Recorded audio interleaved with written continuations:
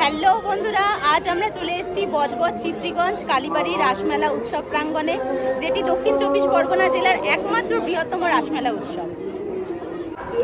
যেই মদন মোহনের রাসলীলা উৎসবকে কেন্দ্র করে এই মেলা সেজে উঠেছে, সেই রাসমেলা উৎসব কিভাবে সেজে উঠেছে চলুন আমরা ভেতরে গিয়ে দেখে আসি।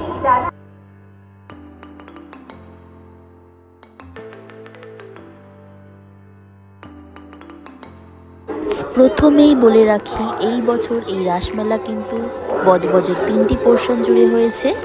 প্রথম যেটি বজবজের চিত্রীগঞ্জ কালীবাড়ি মন্দির প্রাঙ্গণ জুড়ে, দ্বিতীয় ও তৃতীয় কোথায় হয়েছে এই রাসমেলাটি সেটি বলছি ভিডিওর মাঝখানে।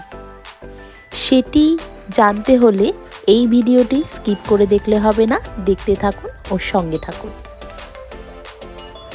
তো চলো প্রথমে আগে মায়ের দর্শন করে নিই, তারপর বিষয়গুলো দেখাচ্ছি আস্তে আস্তে। মন্দিরের প্রাঙ্গণে ঢোকার শুরুতেই এখানে বেহুলা, লক্ষিন্দর ও যমরাজের একটি থিম স্ট্যাচু করে দেখানো হয়েছে।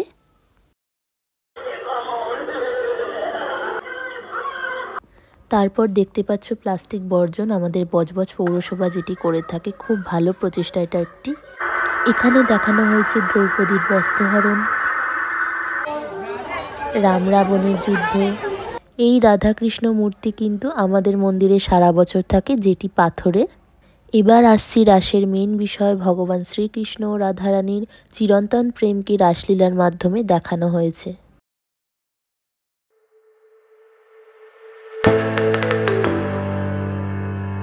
এখানে দেখো ভগবান শিবও কিন্তু নারী রূপে রাসলীলা দেখেছিলেন। এখানে মা পার্বতী মা কালী রূপে রক্তাসুরকে বধ করার জন্য আসছেন। রক্তাসুর বধের কাহিনীটি খুব সুন্দর লাইটিং ও সাজসজ্জার মাধ্যমে এখানে বিস্তৃত স্বরূপ দেখানো হয়েছে। এই রাসমেলায় ঘরের নিত্য প্রয়োজনীয় জিনিস কেনাকাটির জন্য অনেক দোকান বসেছে।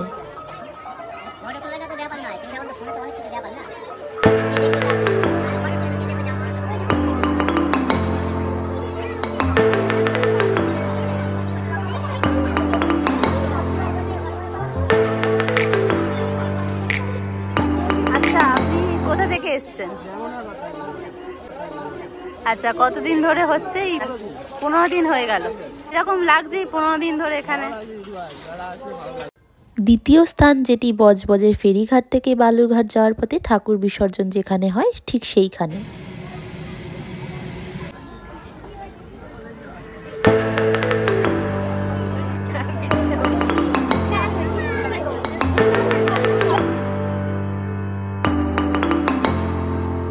এবং তৃতীয় স্থান হলো এই জায়গাটি, একাদশ ক্লাবের ঠিক অপোজিটে, ঠিক উল্টো দিকে চলে আসবেন।